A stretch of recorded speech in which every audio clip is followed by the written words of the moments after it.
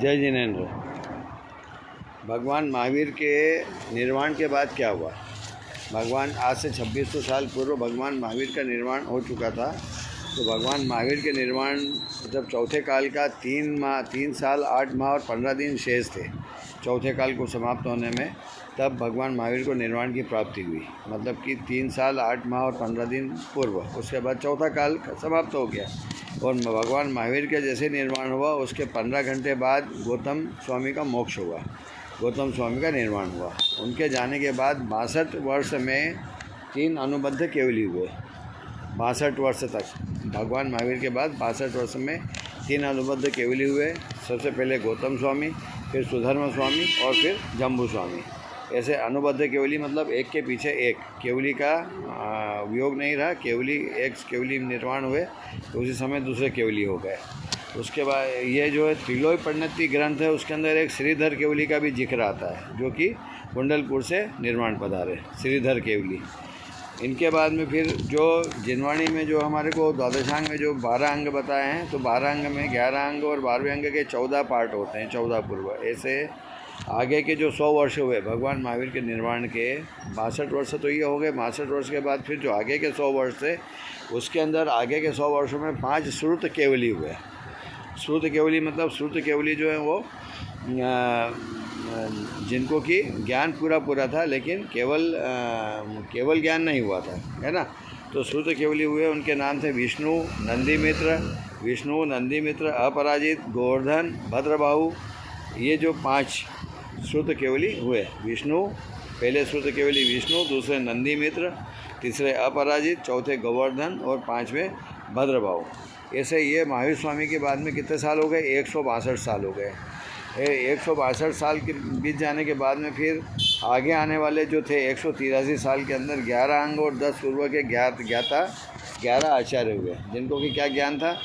11 अंग और 10 पूर्व का था। अभी तक अपने जो द्वादशांग थी उसके अंदर 11 अंग और 14 पूर्व होते हैं, लेकिन इनको 11 अंग और 10 पूर्व का ज्ञान था।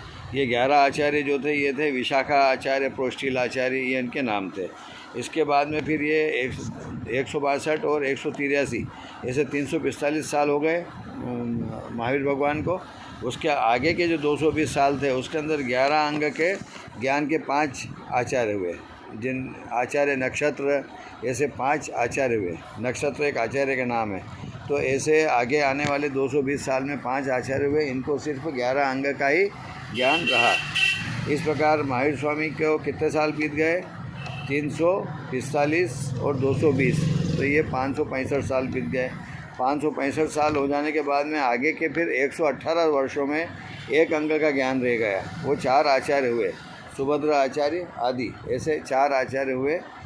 ऐसे भगवान महावीर के 683 साल हो चुके निर्वाण को। 683 साल के बाद में फिर जो है 12वें अंग के जो 5 भेद होते हैं, 12वें अंग जो है उसके अंदर सूत्र, परिकर्म, चूलिका, पूर्वगत और प्रथमानुयोग।